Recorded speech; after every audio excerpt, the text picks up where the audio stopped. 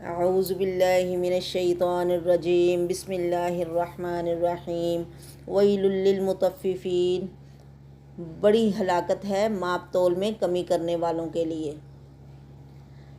الذین اذا اکتالوا علی الناس یستوفون، وہ لوگ اذا جب اکتالوا ناپ کر لیتے ہیں، علی الناس لوگوں سے، یستوفون تو پورا پورا لیتے ہیں، و اذا اور جب کالوہم وہ ان سے انہیں دیتے ہیں، او وزنوہم یا انہیں تول کر دیتے ہیں، تو یخسرون اس میں کمی کرتے ہیں۔ تطفیف مطلب معمولی اور حقیر چیز، اور تفا کا مطلب ماپ کا پیمانہ بھرتے وقت تھوڑا سا کم بھرنا یا پیمانہ ہی تھوڑا سا چھوٹا رکھنا، تاکہ غلہ لینے والے کو یہ معلوم نہ ہو سکے کہ اسے اس کا حق تھوڑا سا کم دیا جا رہا ہے۔ عرب میں زیادہ تر اشیاء کو ماپ کر دینے کا رواج تھا، تول کر دینے کا کم تھا، تاہم تھا ضرور۔ ہمارے ہاں زیادہ تر تول کر دینے کا رواج ہے، تول کر کم دینے کے لیے ہمارے ہاں ڈنڈی مارنے کا محاورہ عام ہے، اس لیے اس کا ترجمہ ڈنڈی مارنے سے کیا گیا ہے۔ پھر ڈنڈی مارنا اس لحاظ سے زیادہ ابلغ ہے کہ دیتے وقت ڈنڈی مار کر کسی چیز کو کم دیا جا سکتا ہے، اور لیتے وقت ڈنڈی مار کر چیز تھوڑی سی زیادہ لی جا سکتی ہے۔ نیت کا بگاڑ ہونے کے لحاظ سے کسی کو حق سے کم دینا اور خود لیتے وقت حق سے زیادہ لینا دونوں ہی ایک جیسے جرم یعنی کبیرہ گناہ ہیں۔ اب متفف یعنی اسے کہتے ہیں جو اس طرح کرے کہ زیادہ چوری نہیں کرتا، تھوڑی سی چوری کرتا، تھوڑا سا مال چراتا ہے۔ یہ فعل کمینگی کی انتہا ہے کہ اتنی تھوڑی تھوڑی چیز کی چوری کرنے والا شخص بڑا مال اڑانے سے بھی پرہیز کرنے والا نہیں، صرف اپنی کم ہمتی یا پکڑے جانے کے خوف سے اتنی چوری پر صبر کیے بیٹھا ہے، ورنہ اس کی طبیعت کے فاسد ہو جانے اور امانت سے خالی ہو جانے میں کوئی کمی باقی نہیں رہی۔ اللہ تعالیٰ نے اس فعل کا ارتکاب کرنے والوں کو ویل کی وعید سنائی ہے، جس کا مطلب ہے ہلاکت۔ آخرت میں ہونے والی ہلاکت کا تو شمار ہی نہیں کہ وہ کس قدر بڑی ہوگی، جبکہ دنیا میں اس سے ہونے والی ہلاکت رسول اللہ صلی اللہ علیہ وسلم نے بیان فرمائی۔ لمبی حدیث میں یہ ایک مطلب مختصر ٹکڑا ہے کہ جو قوم بھی ماپ تول میں کمی کرتی ہے، اسے قحط سالیوں، سخت مشقت اور حکمرانوں کے ظلم کے ساتھ پکڑ لیا جاتا ہے۔ یعنی یہ دنیا میں عذاب ہے، اور یہ کس قدر تکلیف دہ عذاب ہے۔ شعیب علیہ السلام کی قوم پر عذاب کا ایک سبب یہ بھی تھا، یعنی کہ وہ ماپ تول میں کمی کرتے تھے۔ اب ماپ کر اپنا حق پورا لینا کوئی جرم کی بات نہیں ہے۔ فرمایا نا الذین اذا اکتالوا علی الناس یستوفون، کم ناپنے والوں کے لیے ہلاکت ہے جو جب لیتے ہیں تو پورا پورا لیتے ہیں۔ اب پورا لینا تو جرم نہیں، یہ جرم صرف اس وقت بنتا ہے جب اپنا حق تو پورا لیا جائے اور دوسروں کو کم دیا جائے۔ پھر اس جرم میں کمی بیشی کی کئی صورتیں ہیں۔ ایک یہ کہ آدمی اپنا حق بھی کم لے اور دوسروں کو بھی کم دے، مطلب اس کا پیمانہ یا باٹ ہی چھوٹا ہو، اسی سے وہ لاتا بھی ہو اور دیتا بھی ہو اور ڈنڈی بھی نہ مارتا ہو، اس صورت میں بھی یہ جرم ہے، مگر جرم کی شدت کم ہو جاتی ہے۔ دوسری یہ کہ آدمی لیتے وقت پورا یا زیادہ لے اور دیتے وقت کم دے، اس صورت میں جرم دگنا بلکہ تگنا ہو جاتا ہے۔ لین دین کی اصل بنیاد عدل ہے، یعنی پورا پورا دو، اور قرآن کریم میں بے شمار مقامات پر اس کی سخت تاکید آئی ہے کہ جب تولو تو سیدھی ڈنڈی سے تولو اور کسی کو اس کا حق کم نہ دو۔ پورا یا زیادہ لینا اور دوسروں کو کم دینا اتنا بڑا جرم ہے کہ آپ دیکھیں شعیب نبی کی قوم پر عذاب نازل ہوا۔ اسلام نے مسلمانوں کو عدل سے بھی اگلے درجے یعنی احسان یا اثار کی ہدایت فرمائی ہے، اور وہ یہ ہے کہ آدمی اپنا حق لیتے وقت تھوڑے سے کم پر بھی گزارا کر لے، لیکن دیتے وقت تھوڑا زیادہ دے۔ چنانچہ ایک دفعہ آپ صلی اللہ علیہ وسلم مدینہ کی منڈی میں تشریف لے گئے۔ ایک تولنے والا غلہ تول رہا تھا، اسے آپ صلی اللہ علیہ وسلم نے ہدایت فرمائی کہ زن ورجع، یعنی تول اور تھوڑا سا جھکتا تول۔ غور فرمائیے، جس معاشرے میں ایسا دستور رواج پا جائے اس میں کوئی لین دین کا تنازع پیدا ہو سکتا ہے؟ اور جو شخص جھکتا تول کر دے رہا ہے، جب اس کا حق اسے ملے گا تو وہ بھی جھکتا ہی ملے گا نا، اور اسے بھی کوئی کسر نہ رہے گی۔ پھر ایسے معاشرے پر اللہ کی رحمت اور برکتوں کا جو نزول ہوگا، اس کا تجربہ وہی کر سکتا ہے جو یہ کرے، جس قوم میں یہ چیز رواج پا جائے، جو نبی علیہ السلام کے حکم کے مطابق کرے، ان کی سنت کی برکت سے پھر وہ معاشرہ کیسے محروم رہ سکتا ہے؟ یقیناً وہاں پہ اللہ کی رحمتیں، برکتیں اور فراوانی ہو، اور حکمران بھی اچھے ہوں گے، جیسا کہ اللہ کے رسول نے فرمایا نا کہ حکمرانوں کے ظلم کے ساتھ ان کو پکڑ لیا جاتا ہے، ماپ تول میں کمی کرنے والوں کو، قحط سالیوں میں، سخت مشقت میں، اور حکمرانوں کے ظلم کے ساتھ۔ ہاں، لوگوں پہ جب ظلم ہوتا ہے اس کا روتے ہیں کہ ہم یہ ہو رہا ہے، ایسے ہو رہا ہے، ہم پہ سختی ہے، فلاں برا، دوسروں کو برا کہتے ہیں، لیکن اپنی برائی تو بندے کو نظر ہی نہیں آتی، اور اپنے آپ کو سب انسان چاہتا باقی سب ٹھیک ہو جائے، لیکن ہم یا میں خود اپنے آپ کو ہم ٹھیک کرنے کے لیے تیار نہیں ہیں۔ اللہ ہمیں ہدایت دے کہ ہم اس کے فرمان کے مطابق زندگی گزارے، تاکہ اس کی رحمتوں اور برکتوں کا ہم پہ نزول ہو۔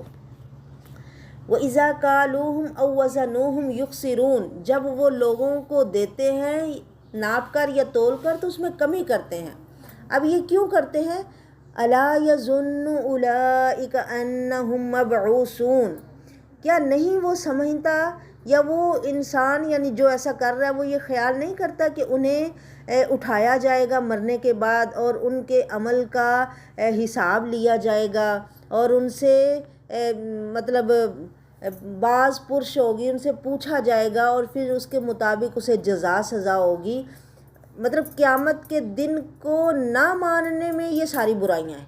اب اگر انسان قیامت کے دن کو مانے، آپ دیکھیں پورے قرآن پاک میں کتنا زور دیا گیا اس بات پہ کہ اٹھنے کے بعد دوبارہ کی زندگی ہے، تمہیں دوبارہ مرنے کے بعد اٹھایا جائے گا، تم ہمیشہ ایک ہی حالت میں نہیں رہو گے۔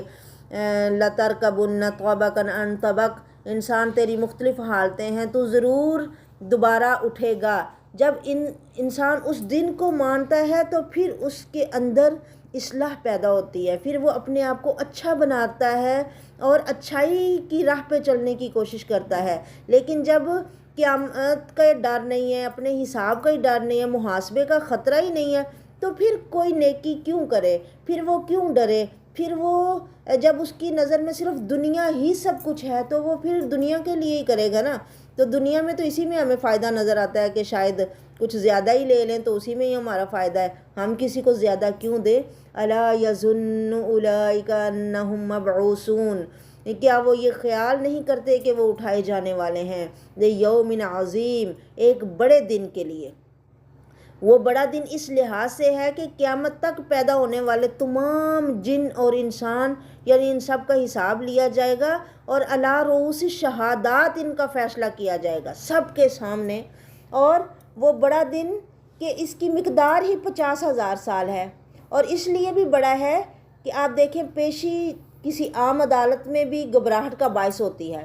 اس دن تو رب العالمین کے سامنے پیش ہونا ہوگا۔ رسول اللہ صلی اللہ علیہ وسلم نے فرمایا قیامت کے دن سورج مخلوق کے قریب ہو جائے گا، یہاں تک کہ ان سے 1 میل کی مقدار کی طرح ہوگا، تو لوگ اپنے اعمال کے اندازے کے مطابق پسینے میں ہوں گے، جو ان میں سے بعض کے ٹخنوں تک ہوگا، یعنی ہر ایک جس طرح کسی کے عمل ہوں گے اسی طرح وہ پسینوں میں غرق ہوں گے۔ کئیوں کا پسینہ ٹخنوں تک، کئیوں کا گھٹنوں تک، کئیوں کا کمر تک، اور کئیوں کو پسینے نے یوں لگام دی ہوگی۔ رسول اللہ صلی اللہ علیہ وسلم نے اپنے ہاتھ کے ساتھ اپنے منہ کی طرف اشارہ کر کے فرمایا، یعنی ایسے پسینہ ان کو لگام ڈالے ہوئے ہوگا۔ ابن عمر رضی اللہ تعالیٰ عنہ کی روایت میں ہے کہ رسول اللہ صلی اللہ علیہ وسلم نے اس دن کانوں کے نصف تک، یعنی آدھے کان بھی، یعنی یہاں تک انسان پورا غرق ہوگا پسینے میں۔ یہ اور پھر یہ آیت پڑھی یوم یقوم الناس لرب العالمین، جس دن لوگ رب العالمین کے لیے کھڑے ہوں گے۔ کلا، ہرگز نہیں، یعنی تمہارا یہ خیال باطل ہے کہ نہ قیامت آنی ہے اور نہ تمہارا محاسبہ ہونا ہے، بلکہ تمہارا محاسبہ ہوگا اور ضرور ہوگا۔ کلا، ہاں یعنی تم جس طرح چاہو اللہ کے احکام کی نافرمانی کرتے ہوئے ماپ تول میں کمی کرتے رہو، اور وہ وقت ہی نہ آئے کہ تم سے اس ظلم کے متعلق وہ پوچھے نہیں، بلکہ نافرمان لوگوں کا اعمال نامہ سجین میں ہے۔ ان کتاب الفجار لفی سجین۔ اب سجین کیا ہے؟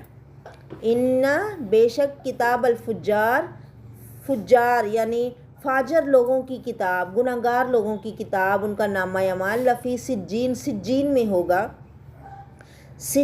سجن کا مطلب قید خانہ، جیل، اور سجن کا مطلب عدالت کا یعنی جرم ثابت ہونے کے بعد بطور سزا کسی کو قید میں ڈال دینا۔ اور سجین سے مراد وہ مقام یا دفتر ہے جہاں بد کردار لوگوں کے اعمال نامے بھی محفوظ کر لیے جاتے ہیں، اور ایسے لوگوں کی ارواح یعنی ان کی روحیں بھی قیامت تک اسی مقام پر قید رکھی جاتی ہیں۔ بعض اسلاف کے نزدیک یہ مقام 7 زمینوں کے نیچے ہے۔ یعنی روز جزا کا منکر صرف وہی شخص ہو سکتا ہے جسے نہ اللہ کی قدرت کاملہ پر یقین ہو، نہ اس کی صفت عدل پر، اور نہ اس کی حکمت پر۔ جو شخص اللہ کی ان صفات پر یقین رکھتا ہو وہ قیامت کے دن کا انکار کر ہی نہیں سکتا، اور جب اسے روز جزا کا یقین نہیں رہتا تو پھر وہ ہر طرح کے گناہوں پر دلیر ہو جاتا ہے۔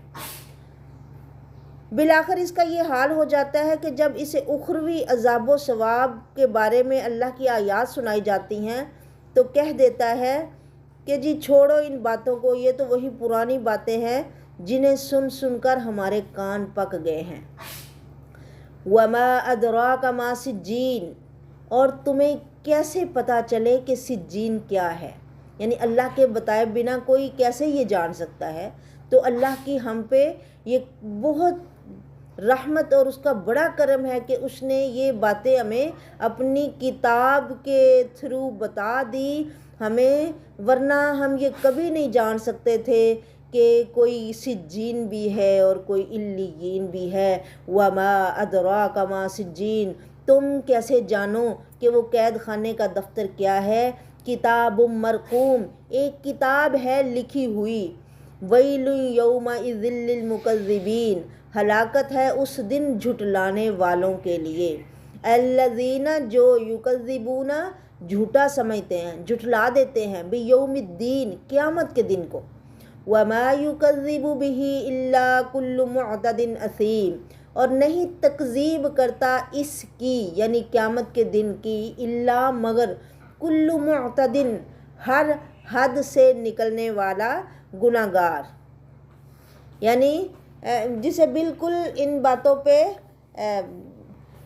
اسے یقین ہی نہیں ہے کہ قیامت آنی ہے، تو وہ اپنی اس دلیر ہے گناہوں پہ، اپنی مرضی کرنے والا ہے کہ جس طرح وہ چاہے زندگی گزارے۔ اسی لیے تو یہ ساری باتیں معروف ہیں نا کہ جیسے چاہو جیو، تھوڑی سی زندگی ہے، اپنی مرضی سے جئیں گے، اور اس طرح کی مطلب فلسفے یا اس طرح کی باتیں لوگوں میں پھیلا دی، مشہور کر دی کہ بس یہ تھوڑی سی زندگی اپنی مرضی سے جیو۔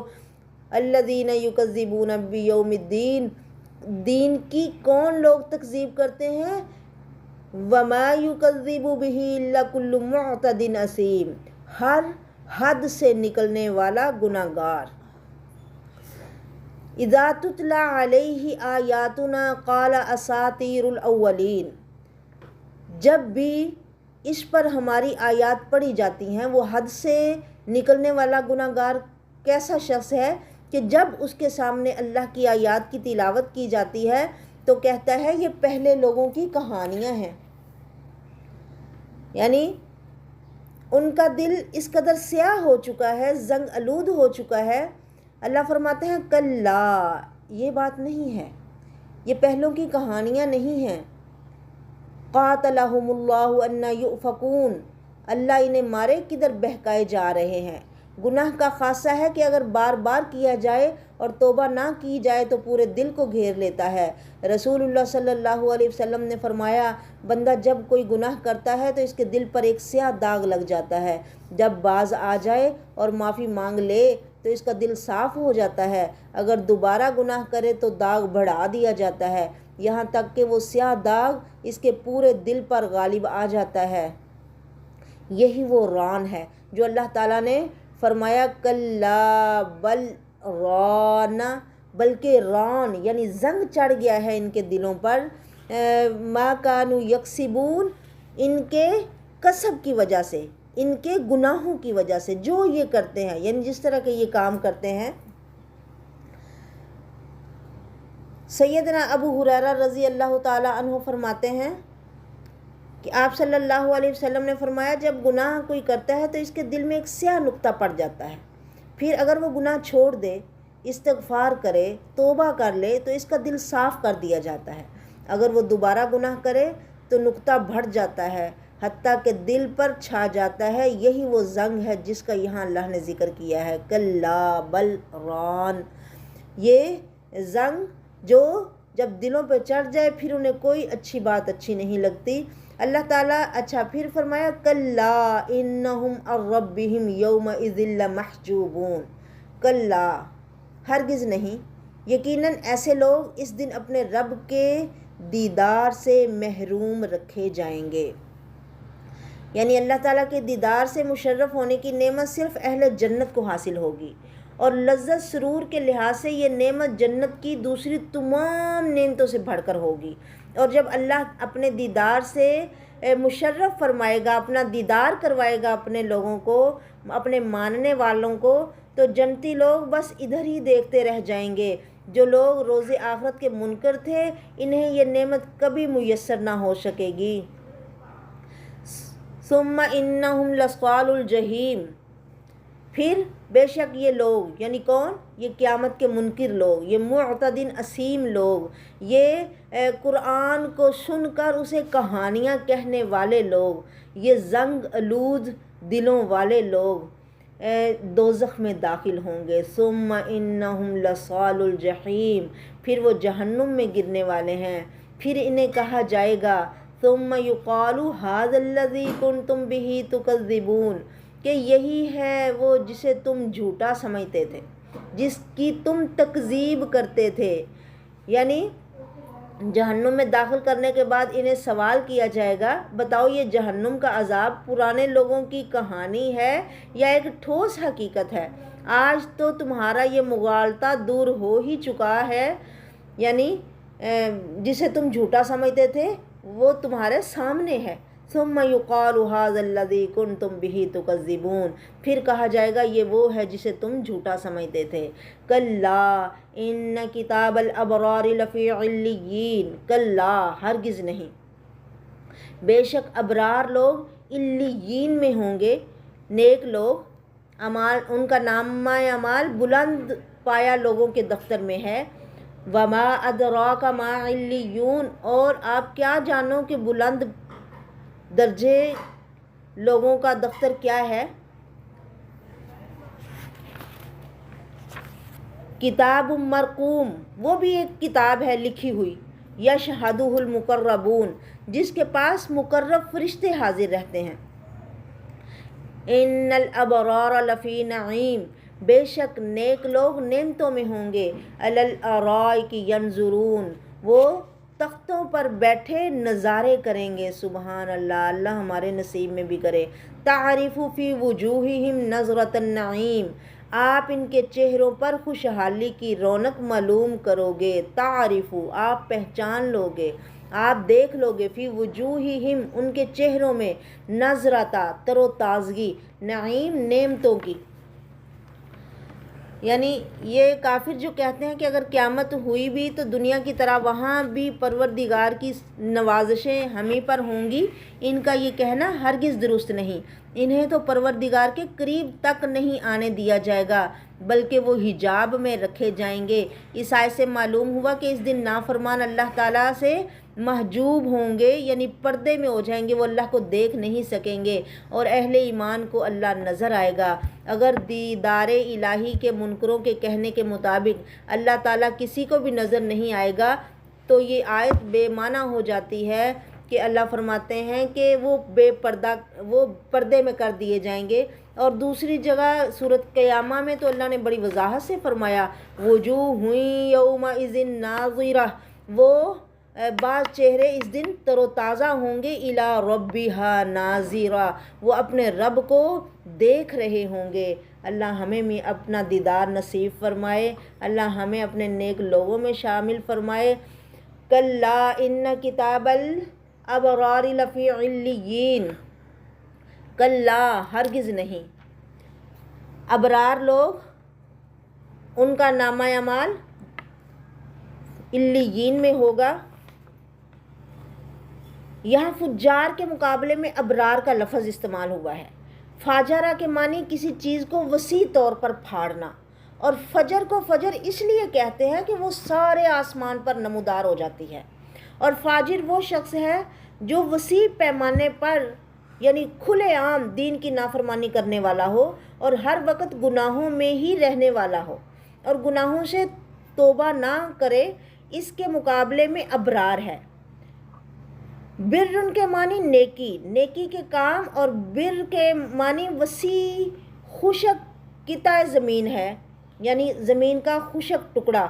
گویا بر کے لفظ میں نیکی کے علاوہ وسعت کا تصور بھی پایا جاتا ہے۔ بر اصل میں نیکی کو ہی نہیں بلکہ ہر دم نیکی پر مائل رہنے والی خصلت کو کہتے ہیں کہ جب کسی نیکی کا موقع آئے اسے فوراً سر انجام دے دیا جائے، اور بارن وہ شخص ہے جو ایسی خصلت رکھتا ہو، اور اسی کی جمع ابرار ہے۔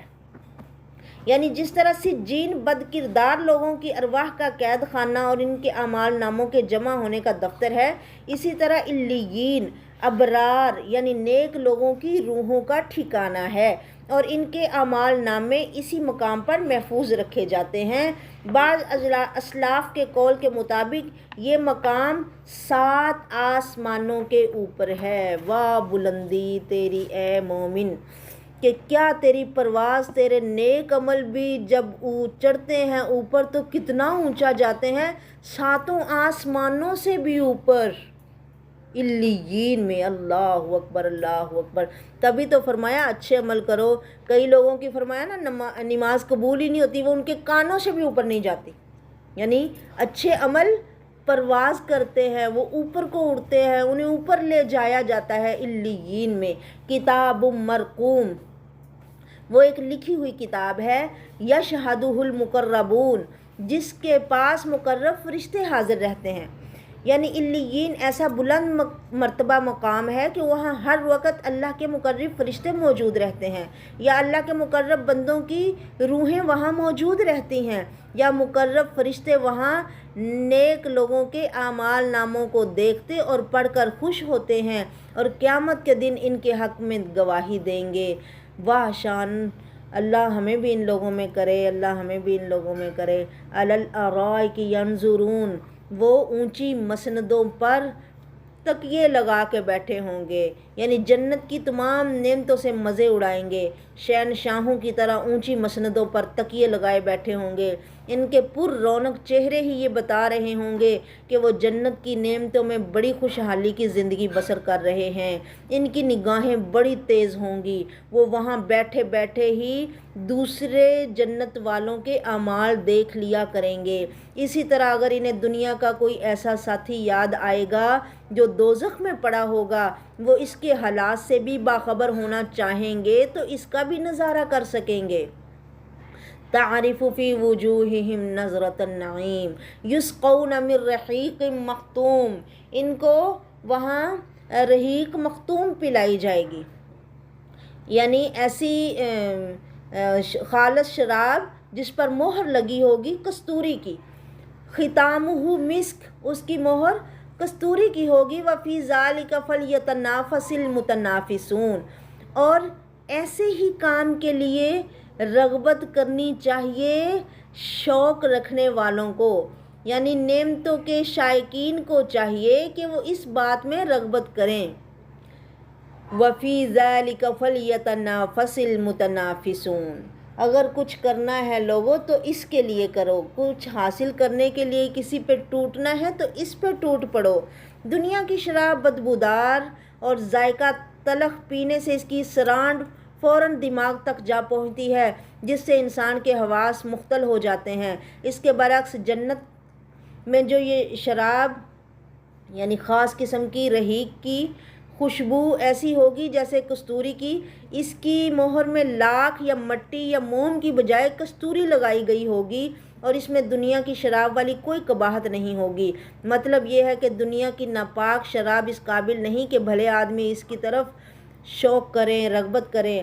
ہاں، یہ رحیق مختوم یقیناً ایسی نعمت ہے جس پر لوگوں کو ٹوٹ پڑنا چاہیے، جس کو حاصل کرنے کے لیے لوگوں کو دوڑ لگا دینی چاہیے، اور اس کے حصول کے لیے نیک اعمال میں ایک دوسرے سے آگے بڑھنے کی کوشش کرنی چاہیے۔ وَمِزَاجُهُ مِن تَسْنِيم، اس شراب میں تسنیم کی آمیزش ہوگی۔ عَيْنًا، یہ ایک چشمہ ہے، یشرب بِهَا الْمُقَرَّبُونَ، جس سے مقرب لوگ پئیں گے۔ ان الذین، بے شک وہ لوگ، اجرموا، جنہوں نے جرم کیا، جو مجرم لوگ تھے، من الذین آمنوا یضحکون، دنیا میں ایمانداروں پر ہنسا کرتے تھے، اور جب ان کے پاس سے گزرتے تو ایک دوسرے کو آنکھیں مار کر اشارے کرتے۔ وَإِذَا مَرُّوا، اور جب وہ گزرتے، بہم، ان کے سامنے سے، ان کے پاس سے، یتغامزون، اشارے کرتے کہ لو جی یہ جنت میں جانے والے ہیں، نہ ان کے پاس اچھا کپڑا ہے پہننے کو، نہ کھانے کو کچھ ہے، یہ جنت میں ہیں، جانے والے ہیں اور جنت کی نعمتیں لوٹنے والے ہیں۔ وَإِذَا انقلبوا إِلَىٰ أَهْلِهِمُ انقلبوا فَكِهِينَ، اور اپنے گھروں کو لوٹتے تو خوش گپیاں کرتے لوٹتے، یعنی بڑے خوشی خوشی باہر دوسروں کا مذاق اڑا کے گھر میں ہنستے ہنستے داخل ہوتے۔ اب ان چار آیات میں اللہ تعالیٰ نے کفار مکہ کی 4 حرکتوں کا ذکر فرمایا ہے، اور یہ سب مسلمانوں کا مذاق اڑانے اور ان پر آوازیں کسنے سے تعلق رکھتی ہیں۔ وہ مسلمانوں کو گمراہ تو اس لحاظ سے کہتے تھے کہ مسلمان زہد و ریاضت میں اپنی جانیں کھپاتے اور دنیا کی لذتوں پر آخری لذتوں کو ترجیح دیتے، تو کافر کہتے کیا یہ کھلی گمراہی نہیں کہ سب گھر بار اور عیش و آرام کو چھوڑ کر ایک شخص کے پیچھے لگ گئے ہیں اور اپنے باپ دادا کے دین کو چھوڑ بیٹھے ہیں، محض اس خیال سے کہ آخرت میں انہیں جنت ملے گی۔ بھلا ان بے وقوفوں کو یہ کیسا فاسد خیال، یعنی کیسا خیال ہے جو ان کو پکڑے ہوئے ہے کہ دنیا کی یقینی لذتوں کو چھوڑ کر آخرت کی تصوراتی لذتوں کے پیچھے پڑے ہوئے ہیں۔